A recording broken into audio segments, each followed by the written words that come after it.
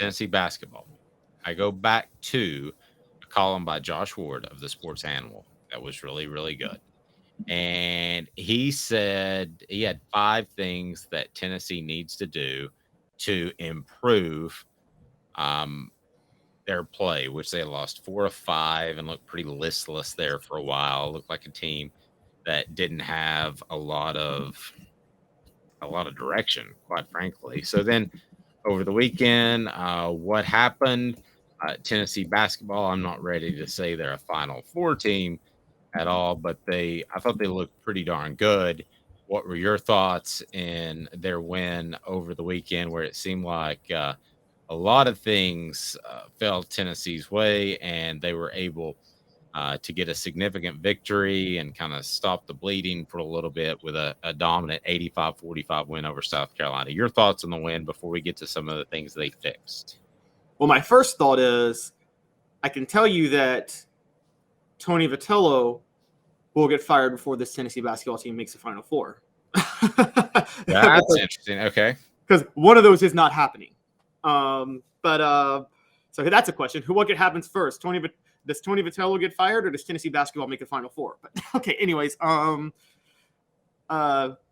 think there was a lot to like about the Saturday's game, because there were a couple of things that stood out to me. Sandy Vescovi, your reliable three-point shooter, was awful. Just had the worst game. He was 1 of 9 from outside, 3 of 12 overall, and they were still 10 of 23 from 3, thanks to Zakai Ziegler, Jemai Mashak, and Josiah-Jordan James coming off the bench, all stepping up. The problem is we know Josiah-Jordan James can do this. He's done this a lot throughout his career before he was getting hurt, and the issue is he never consistently shoots well from 3. He'll have a game like that's why he's always been in the low 30s, because he'll have a game like this, and then he'll have a game where he just is completely absent. Now, the question is, do you think that Tennessee has enough firepower? Now, remember, Tyreek Key didn't play over the weekend, and he seems to have no firepower from 3. Does Tennessee have enough firepower to offset Vescovi having an off night on a consistent basis? Or was this just a one-off? My gut tells me this was a one-off. I've watched this team enough this year. Yeah, I would agree with you, and in part because South Carolina isn't very good. I mean, if you go against, let's say, a top 20 team in the tournament, you're either in let's say the round of 32 even. So theoretically, it's a top 32 team. Is Vescovi going to be able to disappear and you still win basketball games? My argument would be no. I agree. That would be my argument too. I don't think you can afford for Vescovi to disappear, because I don't think you can rely. You have to hope when it happens. You have to hope when he does that Josiah-Jordan James happens to have one of those nights where he's just on, and it's almost like, I don't want to compare them because Josiah-Jordan James is a very smart player, and this player I'm going to name was not a smart player, but it's very J.R. Smith-like. If anybody remembers, J.R. Smith would shoot the ball like he was Carmelo on the Knicks, or he would shoot like he was Kyrie on the Cavs, but he'd have maybe 1 out of 10 games where he was actually hitting his threes. And I mean, that's how inconsistent Triple J can be for the Vols, or me as a hardcore Grizzlies fan. That's how Dylan Brooks is for the Grizzlies. And I don't think I want to be compared to J.R. Smith a lot. Yeah, you don't want to be compared to J.R. Smith. That's why I said Triple J's smarter and a better defender and a smarter player, and just everything about him is a smarter player, and in many ways, I think a better player in some ways than J.R. Smith.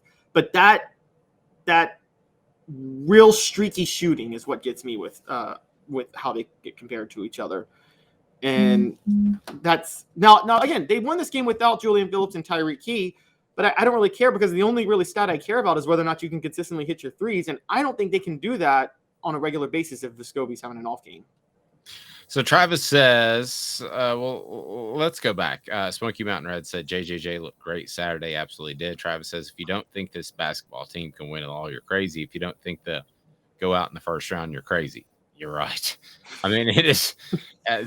This thing could be hot, spicy Thai food, or it could be bland rice. I mean, it could be on either side of the spectrum, and it probably is going to be somewhere in between. The Smoky Mountain Red said this whole team is on or off. There doesn't seem to be an in-between game.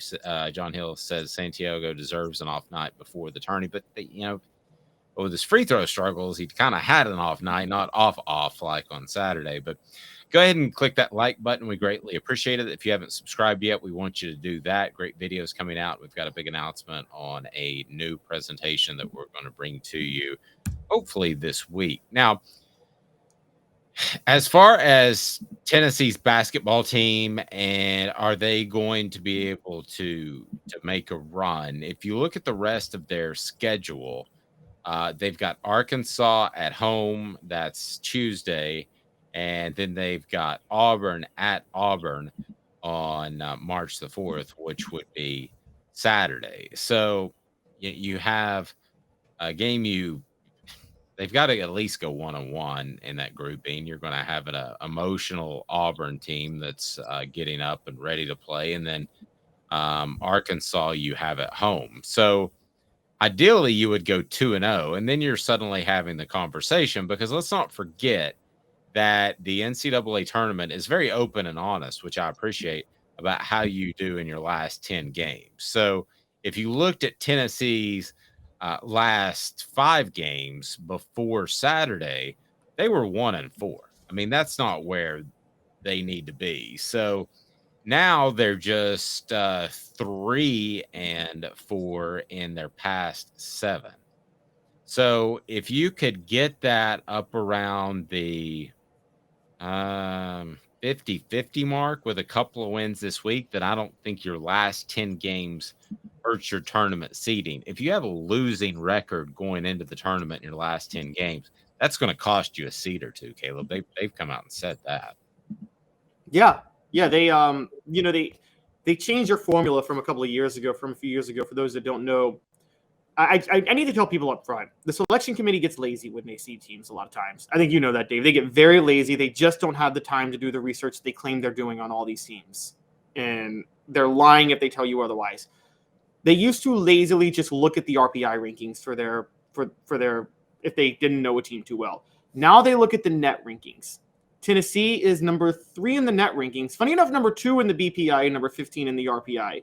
So they're in good condition no matter what. This last week of games is going to boost at least their schedule strength, because Arkansas is a top 25 team. Auburn is a fringe top 25 team.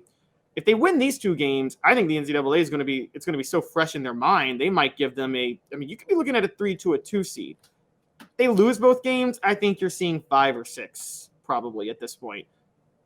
As you said, chuck the SEC tournament unless you think you can win it, which that doesn't even matter either, because you're already in the NCAA tournament. So chuck the SEC tournament, show up the NCAA for how stupid they are for having it and then not taking it into account for seeding whatsoever.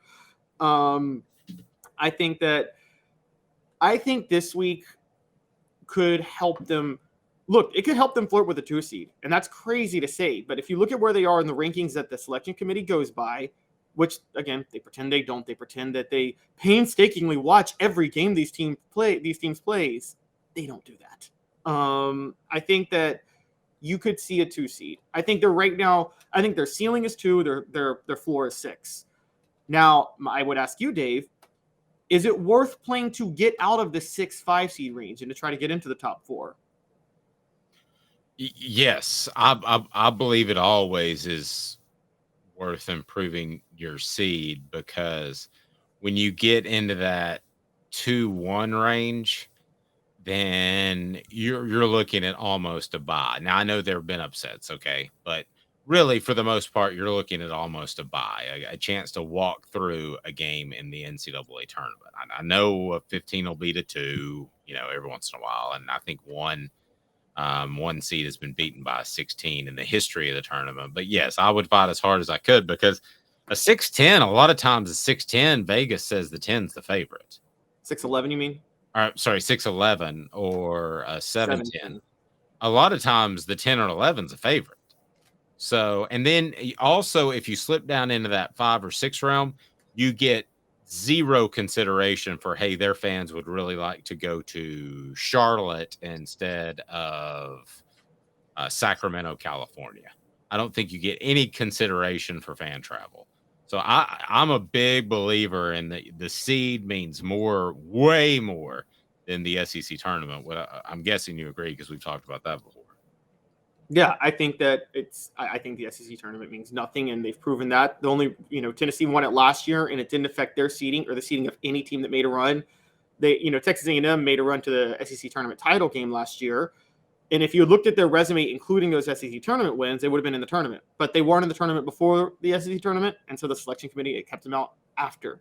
And so I think that, which, by the way, on a side note, Dave, we talk about conference tournaments being money grabs.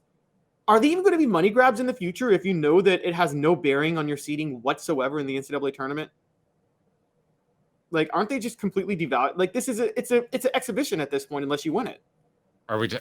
I think it's been that way for a long time, but tell Kentucky fans that they still gobble up all the tickets. Well, so 2008, the Bruce Pearl, Chris Lofton, Tyler Smith team that was number one. Them losing in that conference tournament is why they didn't get a number one seed. That actually got Kansas the number one seed over them. So I think it can make a difference. It used to make a difference in those situations. It doesn't make any difference now. I mean, I think Tennessee should approach the SEC tournament the way the selection committee does now, which it's very clear they just chuck it. They don't care about it. Yeah, I mean, I think if you get blown out in day one on a Wednesday or a Thursday, then they're going to factor that in. But for the most part, a loss, I don't think they factor that in at all.